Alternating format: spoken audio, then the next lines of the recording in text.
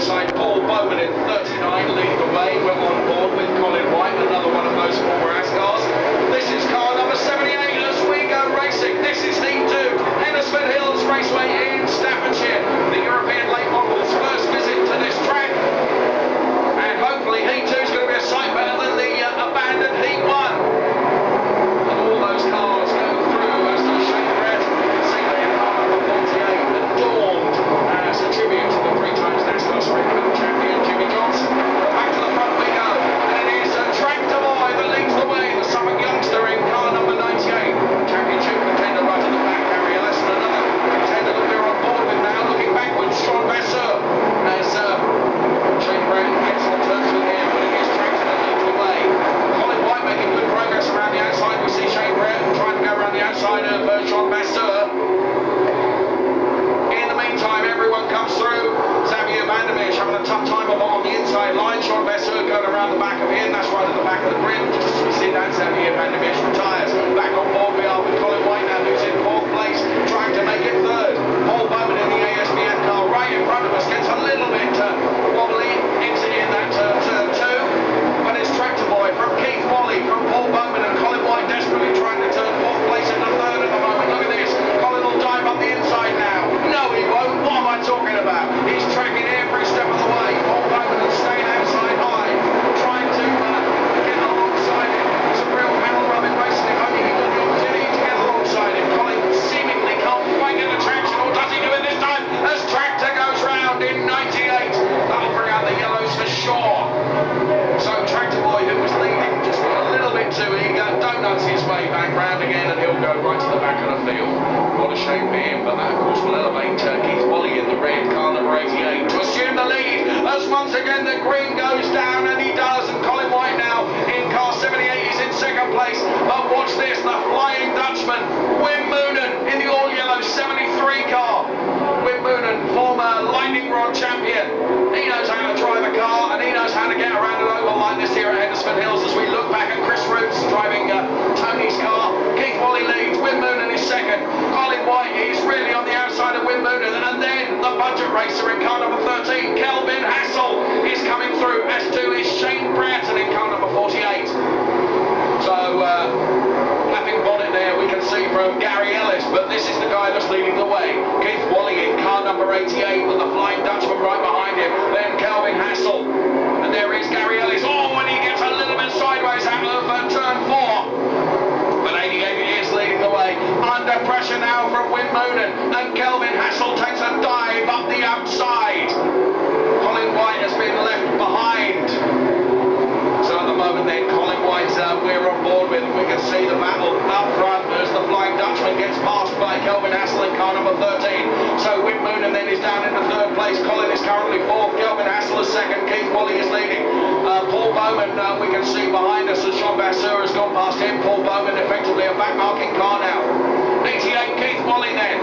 Alongside him, Kelvin Hassell in car number 13. And Kelvin doing everything he can to get past the 88 car, and he does it.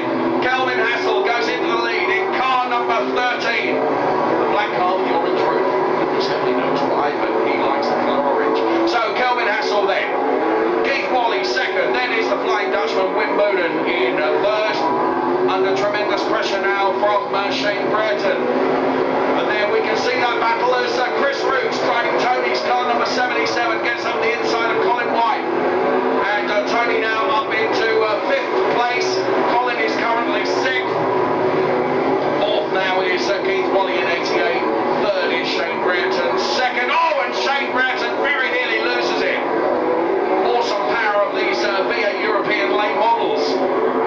Wow, it's a challenge controlling all that power in a tight quarter-mile oval, but that's exactly what they're doing, and they're doing it to a great accomplishment here at Hednesford Hills. Huge crowd enjoying this European late models first visit here to Hednesford Hills as Chris Roots trying to get past Keith Wally. He really is on the outside of him, doing everything he can. It's nip and tuck, there's nothing between them. And now Colin White joins the fray as well, as he normally just gets his nose in front now, Chris Roots, and he does it. But that is our race leader, Kelvin Hassell, who's off into the distance. I'm almost inclined to say having a privilege to drive up the front there with Moonen 2nd. Then it's Shane Bratton in 3rd place. race. Gary Ellis has lost that flapping bonnet we mentioned earlier in the race. That's away in the distance somewhere. However, it won't hamper his progress. In fact, it might even provide a little bit of extra cooling for the engine. So Gary Ellis there in 95 alongside him, Xavier Van der Meers. Those two, of course, have got a real battle along with this guy, 07 John Vasseur, who's in there as well. They're battling right at the top of the championship table. And a good showing here at Hednesford Hills is crucial to maintaining their positions in the championship. So Gary Ellis and Xavier having a real battle there, and John Vasseur about to join in as well. Here the back marking 39 car. Kelvin Hassell has got to get past that, and Wim Moonen is in there for second place with Shane Brereton up to third, and Chris Root's now beginning to try and make that place his, but it's Kelvin Hassell that leads. Kelvin along the outside of Paul Bowman in car number 39. Kelvin Hassell, Wim Moonen, then it's Shane Brereton, then it's car number 77, Chris Roots. So with the closing stages of this race that we're into right now, surely Kelvin has done enough to make it his. As Colin White goes round right in the final stages of this race, Colin White gives it a footfall too much as the young lady gives us the checkered flag officially. We're going to declare that race and declare that a win for driver number 13, Kelvin Hassell. Well done to him.